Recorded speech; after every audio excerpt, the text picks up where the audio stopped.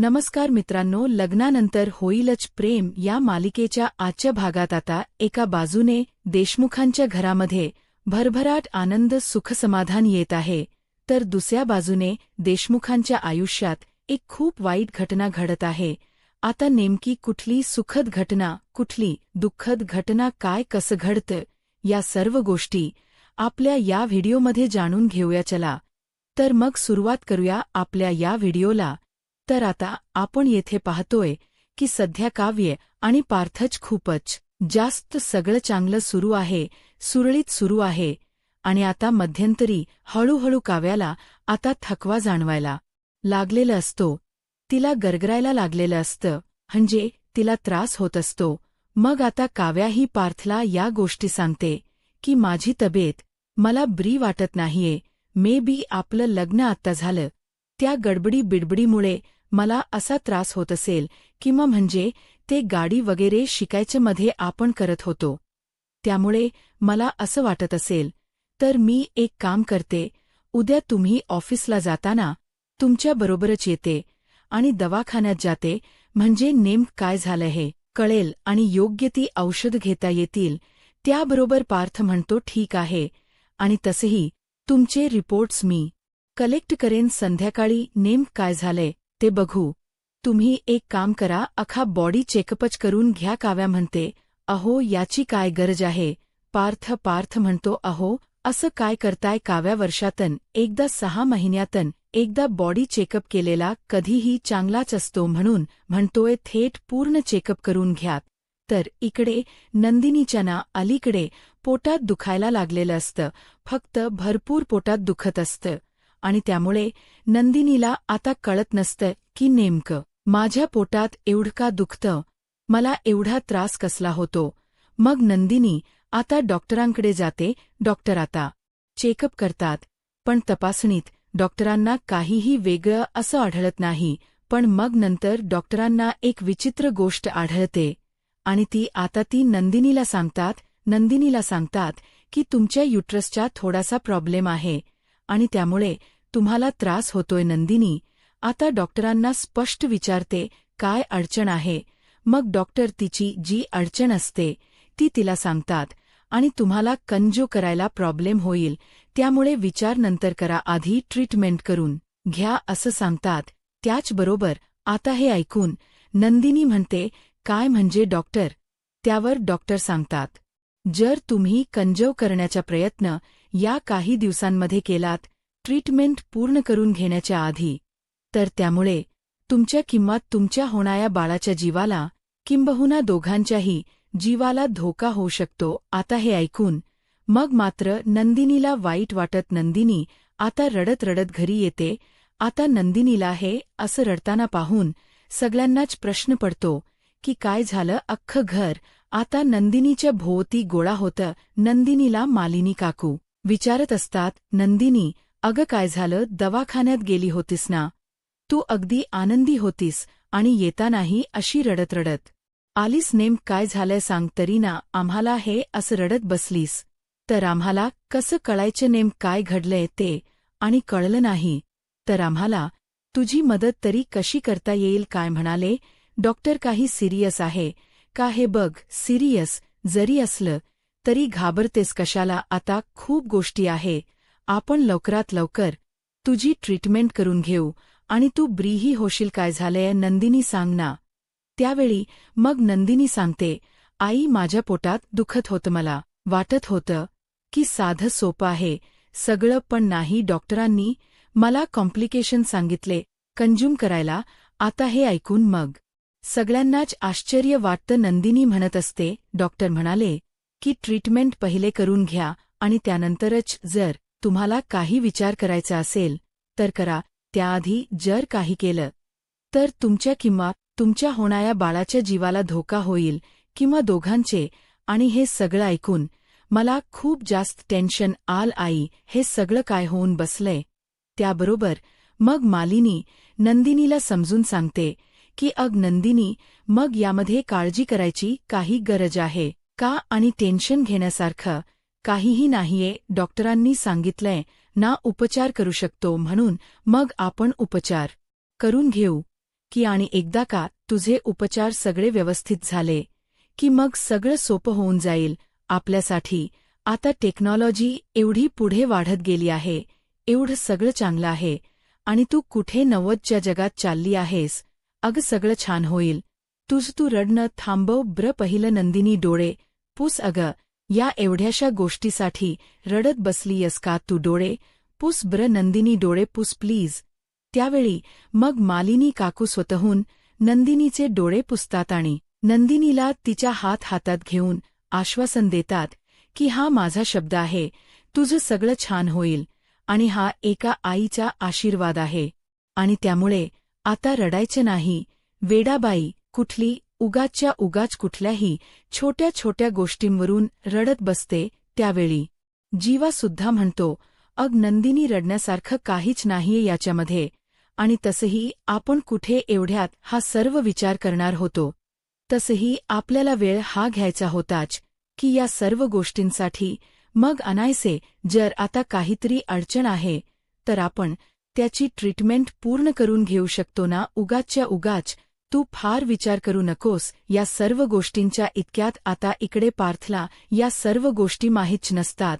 पार्थ हा ऑफिसवरून येत असतो आणि येता येता तो आता काव्याचे रिपोर्ट जे असतात बॉडी चेकअपचे ते घेऊन येतो. काव्या चेकअप करून आल्यावर तिने पार्थला फोन करून सांगितलेलं असतं.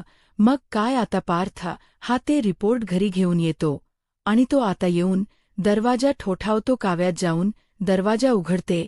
पार्थ काव्याला घेऊन घरात येतो आणि सगळ्यांना गुड न्यूज देतो की हत्तीवरण साखरे वाटा माझी बायको आई होणार आहे. आता हे ऐकून सगळ्यांनाच इतका आनंद होतो की सगळेच जण काव्याच्या जवळ धाव देतात, काव्याला मिठी मारतात, काव्याच कौतुक करतात. मालिनी काकू काव्या आणि पार्थची दृष्ट काढतात आणि म्हणत असतात की वा या घरात तुमच्यामुळे आनंद आला. आता खरं तर मालिनी काकूना नंदिनीला दुखवायचं नसतं पण चुकून त्यांच्या तोंडातून पटकन असे शब्द जातात. आता मग मात्र नंदिनी दुखावते. नंदिनीला वाईट वाटतं. नंदिनी आनंदाने पुढे जाणार असते पण ती मागे थांबते. मग जीवा नंदिनीच्या मागून येतो आणि तो नंदिनीच्या खांद्यावरती अलगद हात ठेवतो आणि नंदिनीला आधार देतो, दिलासा देतो. दोघंही जण पार्थ आणि काव्याला काँग्रॅच्युलेट करतात. छान सगळं होईल तुमचं व्यवस्थित असं म्हणतात. त्यानंतर मग नंदिनीचा मूड हा फार बरा नाहीये ही गोष्ट जीवाला माहीत असते. त्यामुळे जीवा म्हणतो नंदिनी अगं माझी एक होडी सापडत नाहीये, तू जरा आत येशील का, होडी शोधून देशील का. नंदिनी होकार देते आणि आतमध्ये येते आणि आता कुठली होडी सापडत नाही असं विचारते. त्यावेळी जीवा म्हणतो नंदिनी इथे बस आणि मग तो नंदिनीला बसवतो आणि समजवतो की हे बघ नंदिनी अगं काय फरक पडतो आपल्याला जरी मूल झालं नाही तरी. अगं आपल्या पार दादाच आणि काव्याच बाळ आपल्याला काही वेगळं असणार आहे का. आपण त्याच मुलांचे लाड करू आणि आपली आई वडील होण्याची हाऊस भागू की अगं तुझ्या सख्या बहिणीच्या आणि माझ्या सख्या भावाचंच मूल असणार आहे ना. मग फरक पडतो कुठे. आणि तसंही नंदिनी जीवा नंदिनीसाठी काहीही आणि कोणीही महत्त्वाचं नाहीये आणि कोणी नसलं तरीही चालेल. आपण दोघेजण आहोत ना आयुष्यभर एकमेकांसाठी, एकमेकांसोबत, एकमेकांमध्ये. मग बाद झालं की त्यावेळी नंदिनी म्हणते हो जीवा पण तरीही. जीवा म्हणतो नंदिनी तर नाही पण नाही काही मी आहे ना. मग विषय संपला. आणि तू काव्यासाठी खुश नाहीयेस का. नंदिनी म्हणते खूप खुश आहे. मग जीवा म्हणतो अग मग हे दाखव ना, तिला सुद्धा कळू देत नाही तर तिला वाईट वाटेल की नाही. मग नंदिनी विचार करते हो बरोबर आहे. मग नंदिनी म्हणते जीवा तुम्ही जे म्हणाला आहे ना ते बरोबर आहे. आपण ना काव्या आणि पार्थच्या बाळाचे तर खूप लाड करूच पण त्याआधी आपण काव्याचे खूप लाड करू. मग आता नंदिनी ही म्हणते काव्याला प्रसादाचा शिरा खूप आवडतो आणि तिने दिली म्हटल्यावर तिच्यासाठी काहीतरी गोडधोड तर बनवलं पाहिजे. म्हणजेच मी एक काम करते, काव्याचा फेवरेट प्रसादाचा शिरा बनवते. नंदिनी आता स्वयंपाकघरात येते, ताबडतोब गॅस चालू करते. मस्त तुपातला काव्याला आवडतो तसा शिरा बनवते आणि आता ती प्लेटमध्ये तो शिरा घेऊन काव्याच्या खोलीकडे चाललेलीच असते. इतक्यात वसुआ त्या नंदिनीला थांबवते आणि म्हणते, काय नंदिनी, तू तिकडे कुठे चाललीयस काय? ती तर तिकडे काव या आणि पार्थची रूम आहे. तुझं काय काम आहे? काव्या आणि पार्थच्या खोलीकडे. त्यावेळी मग आता वसू आत्याने असं विचारल्यावर नंदिनी म्हणते, काव्याने एवढी गोड बातमी दिली आहे तर काव्याच तोंड गोड करायला चालली आहे. तिला प्रसादाचा शिरा आवडतो ना, म्हणून शिरा बनवलाय मी तिच्यासाठी. त्यावर मग वसुत्या म्हणते, काय तुझ्या हातचा शिरा तू तिला खाऊ घालणारे? हे बघ तुझ्या हातच, तिला काहीही देऊ नकोस, नाही तर उगाच तुझी हाय सुद्धा तिला लागायची. ती गरोदर आहे, तिच्यापासून जमेल तितकं लांब रहा. अग सखी बहीण आहे ना तिची, तुझी ती उगाचच्या उगाच तुझी सावटली सुद्धा तिच्यावर पाडू नकोस. तू तर आई होऊ शकत नाहीस, उगाच तुझ्यामुळे तिचं काही वाईट व्हायला नको. आता हे वसू आत्याच बोलणं ऐकून नंदिनीच्या डोळ्यात चकन पाणी येतं. नंदिनी दुखावते. वसुत्या म्हणत असते, उगाच ही आता रडणे वगैरेची नाटक करू नकोस, समजलं ना नंदिनी? आणि मी जे काही बोलते ना त्यामध्ये चुकीचं असं काहीही नाहीये. उगाच त्या काव्याच्या पुढे पुढे पुढे पुढे करायला जाशील आणि तुझ्यामुळे तिचेही काहीतरी वाईट होऊन बसेल, समजलं ना? एवढी चांगली भरली सरली पोर आहे ती, उगाचच्या उगाच तिच्यामध्ये मध्ये करायला जाऊ नकोस, नाहीतर तुझ्यामुळे तिचेही काहीतरी वाटोळ व्हायचं. तुझ्यामुळे नको ती अडचणी निर्माण होतील, कळलं ना? खरं तर मला हे तुला सगळं सांगायची वेळ यायलाच नको होती. तुला सुद्धा माहितीच आहे की वांज बायकांनी गरोदर बाईच्या समोर जाऊ नये, वांज बायकांची सावली गरोदर बाईवर पडू नये. पण एवढं माहीत असतानाही तू हे असं करायला चालली होतीस म्हणजे नक्की तुझ्या मनामध्ये आहे तरी काय बा की हे सगळं काव्याचं चांगलं होत्य, तुझं नाही होते म्हणून तुला वाईट वाटतंय म्हणून हे सगळं करतीयस काय? बोल की. त्यावर मग नंदिनी म्हणत असते, वसुआ माझ्या मनात का वाईट काहीतरी विचार येईल? मला का वाटेल माझ्या बहिणीच भलं होऊ नये, माझ्या बहिणीच चांगलं होऊ नये? म्हणून उलट मी तर चांगल्या मनाने चालले होते, हो गोड घेऊन चालले होते तिच्यासाठी. त्याबरोबर आता रम्याने हे सगळं ऐकलेलं असतं. खरं तर हा सर्व रम्या आणि वसुत्याचा प्लॅन असतो, किंवा आपण नंदिनीला खचवायचं, खच्चीकरण करायचं तिचं. पण मग आता मुद्दामून वसुत्या हिला ओरडत रम्या तिकडे येते आणि म्हणते, आई बास काय चाललं हे तुझं, आणि का उगाचच्या उगाच तू त्या बिचाया नंदिनीला एवढं घालून पाडून बोलतेस? त्यावर वसुत्या म्हणत असते, रम्या तू. त्यावर रम्या म्हणते, आई तू गप्प बस, एक शब्दही बोलू नकोस. यांच्या लग्नाच्या वेळी जो काही गोंधळ घातलायस ना तेवढा पुरे झालाय, आता आणखीन बोलू नकोस, समजलं ना? आणि काहीही नसतं असं वांज असणं वगैरे वगैरे, आणि नाही होत एखादीला मूल म्हणून काय झालं? आणि नंदिनी अग तू आईच्या बोलण्याचा ना फार विचार करूच नको. आईला कळतच नाही कुठे काय बोलाव आणि कुठे काय नाही. आता मूल होत नाही तुलाही काही, तुझी चूक नाहीये, नाही होत. एखादीला मूल म्हणून काय झालं म्हणून काय ती बाई वाईट आहे असं काही नसतं, काही हरकत नाही. तुला काव्याला शिरा घेऊन जायचं ना, तू जा शिरा घेऊन. अरे आई तू पुन्हा असं काही जर नंदिनीला बोललीस ना तर याद राखा तुझी गाठ माझ्या हातात आहे, नाहीतर मी एक काम करते, मीच ना तुझं नाव जाऊन त्या काव्याला सांगते. ती काव्यच तुला बरोबर सरळ करते, तीच तुला वटणीवर आणेल. थांब.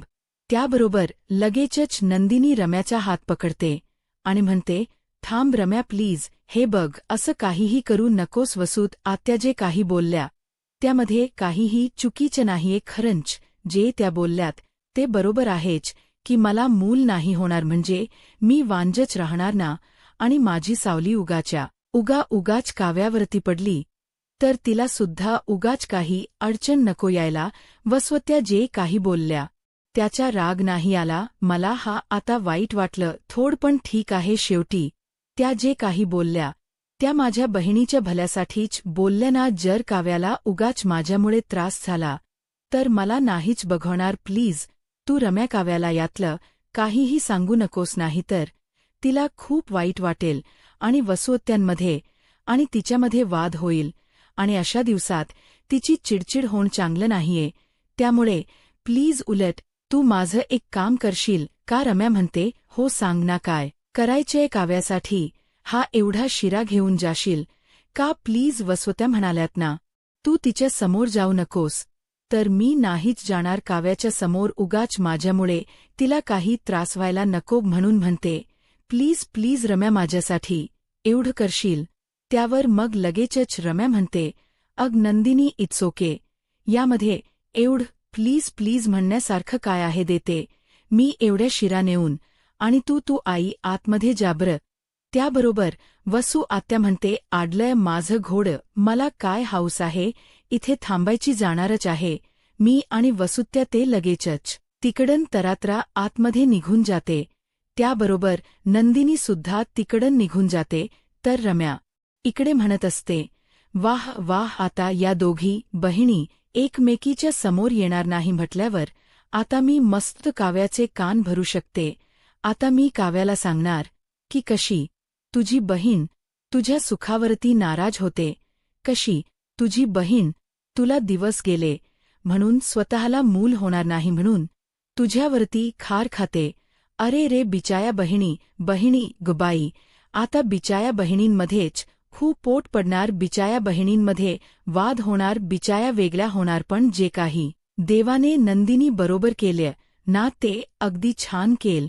माझ्या पार्थला माझ्यापासून तोडला काय माझ्या पार्थच लग्न स्वतःच्या बहिणीबरोबर लावून दिलं काय? आता बघ आता कसं सगळं हिच्या उलट्यात जात ना, ते फक्त बघ एवढं बोलून मग आता रम्या काव्याकडे शिरा घेऊन येते आणि तिला शिरा देते. तर दुसऱ्या बाजूला वसुत्या म्हणत असते, वाह वाह वाह वाह, आज तर नंदिनीचा चेहरा अगदी बघण्यासारखा झाला होता. मला आणि माझ्या मुलीला नोकर बनवलं होतच काय? नंदिनी बघ बरोबर तुला तुझी लायकी दाखवून दिली की नाही? अवकातीपेक्षा जास्त माणसाने चळवळ केली ना की शेवटी देव लायकी दाखवून देतोच. अजून तर हे काहीच नाही, आणखीन तर तुझ्या बाबतीत ब्याच काही गोष्टी घडायच्या आहे. आता बघशील पुढे पुढे काय काय गंमत होते. एकदा का हळूहळू काव्याचे दिवस भरत भरत आले की मग आणखीन नाही जर तुला हिणवलं आणि आणखीन तुला नाही जर एकट पाडलं ना, तर नाव नाही सांगणार वसुंधरा शितोळे. मग वसुआ त्या आणखीन एक प्लन करते. ती ठरवते की आता सगळ्यांना काव्याच्या भोवती गोंडा घोळवायला लावायचं, सगळ्यांना काव्याची जास्त काळजी घ्यायला लावायची आणि नंदिनीला असं भासवायचं की तिची आता कोणाला काहीही पर्वा राहिलेली नाहीये. मग आता ती वसुत्या मालिनीकडे येते आणि मालिनीला सांगते की आता काव्याची काळजी घे, तिला कमी काम करायला सांग, तिला किचनमध्ये उभं राहायला नको लावत जाऊ वगैरे वगैरे. मालिनी काकूंनासुद्धा आता वाटतं की वसुहत्यांना खरोखरच काव्याची काळजी आहे आणि काळजीपोटी ते आहे सगळं बोलतात. मग लगेचच मालिनी काकू काव्याला सांगतात. काव्या किचनमध्ये स्वयंपाक बनवत असते. आता नंदिनी तिथेच असते, पण मालिनी काकू काव्याला म्हणतात, काव्या अगं बाळा काय करतीस तू हे आणि स्वयंपाकघरात अशा आता तासनतास उभं राहण्याची सवय मोड बरं, नाही तर तुझे पाय दुखतील सुजतील. आता काहीही काम करायची नाही आणि अजिबात धसमुसळेपणा करायचा नाही, तर रात्रा चालायचं नाही. काळजी करू नको, तुला काय नको ते मला सांगत जा, नंदिनीला सांगत जा. आम्ही दोघी आहोत की काम वगैरे करायला, तू निवांत आराम कर आता. खरं तर नंदिनीला हे ऐकून थोडं वाईट वाटतं, पण तरीही नंदिनी ते न दाखवता लगेचच म्हणते, हो काव्या, आईच म्हणणं अगदीच बरोबर आहे. तू आता नको काम वगैरे करत जाऊ, मी आहे की काम करायला. तू आता आराम कर, तुला आरामाची गरज आहे. माझं काय मी करेन सगळी काम आता. नंदिनी असं म्हटल्यावर काव्य तिच्याकडे बघू लागते. तर ती म्हणते, अगं म्हणजे मी अशीच आहे की मला काय मी करेन ना सगळं मॅनेज, आणि तसंही घर सांभाळणं, घरातली काम करणं, या सर्व गोष्टी मला आवडतात. त्यामुळे म्हटलं मी करेन काम वगैरे, तू जा आराम कर तुझ्या रूममध्ये. मी बघते स्वयंपाकाचं, मग काव्याही तिकडून जात असते. मालिनी काकू तिला म्हणतात, सावकाश चल, माझ्याबरोबर मी येते तुला सोडायला. आणि मग त्या आता तिकडून जातात. नंदिनीला आता हे बघून वाईट वाटतं. नंदिनी ही डिप्रेस झालेली असते. ती विचार करत असते, खरंच पार्थ किती नशीबवान आहे की त्यांना काव्यासारखी बायको मिळाली, जी त्यांना कमीत कमी बाप होण्याचं सुख तरी देऊ शकते. नाहीतर मी तर जीवांना तेवढंही नाही देऊ शकत. जीवांना किती आवडतात लहान मुलं, त्यांना किती हौस आहे लहान बाळांची, आणि मी मात्र त्यांच्यासाठी तेवढेही नाही करू शकत. खरंच मी किती कम नशिबी बायको आहे. मी माझ्या नव्यासाठी काहीच नाही करू शकत. पण आता मी कोणालाही माझं दुःख दाखवूही शकत नाही, नाहीतर सगळ्यांना हेच वाटेल की काव्याच सगळं चांगलं होतं, काव्य सुखात आहे. आणि म्हणून या गोष्टीने मला त्रास होतोय, आणि म्हणून मी अशी वागते. नाही, मला काव्याच्या सुखामुळे त्रास नाही होत, मला माझ्या पदरात पडलेला निराशेचा त्रास होतो. पण काय करू, कोणाला सांगू माझं दुःख, कोणाला सांगू माझा त्रास, असा विचार करत ती देवासमोर हात जोडते आणि म्हणत असते, देवा का रे माझ्या बाबतीत नेहमी तू अशी काहीतरी संकट लिहित असतोस. पहिलं भर लग्नाच्या मंडपातून माझं अपहरण झालं. त्यानंतर माझ्याशी कोणी लग्न करायला तयार नव्हतं. जीवांनी माझ्याशी लग्न केलं. त्यानंतर आमच्या नात्यात एवढ्या अडचणी आल्या, अडथळे आले. एवढ्या अडथळ्यांवर माफ करत आम्ही इथवर पुढे आलो. तर आता तू माझ्या आयुष्यात तून इतका मोठा, सगळ्यात मोठा आनंद तोही हिरावून घेतलास का? आता जीवा त्या ठिकाणी आलेला असतो आणि जीवा नंदिनीच ते सगळं बोलणं ऐकतो. जीवाला सुद्धा खरंतर हे ऐकून वाईट वाटत असतं, पण जीवा आता अगदी स्ट्रॉंगली पुढे येतो आणि म्हणतो, नंदिनी, देवाने काहीही राहून घेतलेलं नाहीय आपल्या नशिबातनं. तू उगाच फार विचार करतेस. अगं टेक्नॉलॉजी आता किती पुढे गेली आहे, सगळं छान होईल. आणि आपण तुझे ट्रीटमेंट करणार आहोत की नाही? मग तुझे ट्रीटमेंट केल्यानंतर काही दिवसांनी आपण सुद्धा प्रयत्न करू, आपलं सुद्धा व्यवस्थित होईल. तू उगाचच्या उगाच फार विचार करतेस, फार काळजी करतेस ना, त्यामुळे तुला त्रास होतो. आणि हे बघ, आता घरातलं वातावरण छान आहे, आनंदी आहे की नाही? मग आपण सुद्धा त्या वातावरणात मिसळूया, छान आनंदी खुश राहूया. पार्थ दादासाठी, काव्यासाठी उगाचच्या उगाच नसल्या गोष्टींचा आतापासून विचार करून, लोड घेऊन, त्रास करून काही मिळणार आहे का? आणि त्या वसुत्याच्या बोलण्याचं तुला वाईट वाटलं हो ना? त्यावर नंदिनी म्हणते, तुम्हाला कसं त्याबरोबर जीवा म्हणतो माहिती आहे मला. मी ऐकलं होतं वसू आत्याच बोलणं, पण मी जर मध्ये पडलो असतो तर तू अजून हर्ट झाली असतीस, म्हणून मी मध्ये पडलो नाही. पण तू तिच्या बोलण्याचाही विचार करू नकोस. अग मूर्ख आहे ती, काहीही बडबडते. तर दुसरीकडे आता इकडे पार्थ आणि काव्याच मात्र सगळं छान सुरू असतो. तिच्या मनासारखं वागत असतो आणि काव्यासुद्धा पार्थकडून भरभरून लाड करून घेत असते. आता पुढे काय होईल हे पाहायला आत्ताच माझा महाराष्ट्र या यूट्यूब चॅनलला सबस्क्राईब करा. धन्यवाद.